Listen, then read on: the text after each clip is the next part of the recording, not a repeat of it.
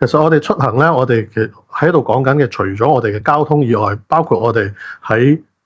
內地生活，我哋可以享受一啲便捷嘅一啲服務，我哋都會喺呢度會同大家分享到嘅。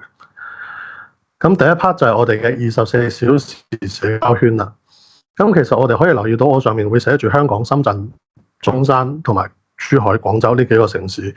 都係喺我哋24小時嘅社交圈當中嘅。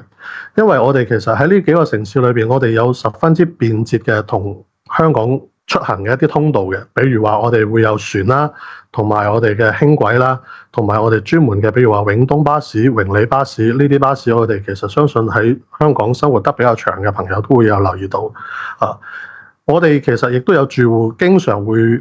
同我講話，佢哋今日朝頭早約咗朋友喺香港飲茶，然之後我晚黑翻嚟我仲會見到佢，一開始我都會覺得十分之神奇。喺我哋中山翻去香港2個鐘頭，喺香港飲完茶翻嚟，其實都係用咗2個鐘頭時間嘅啫。所以我哋而家大灣區嘅交通係十分之便捷嘅，所以會降低好多我哋係喺度生活嘅香港長者佢哋嘅一啲可以，譬如話遠離朋友啊，或者遠離佢哋自己社交圈啊呢方面嘅焦慮。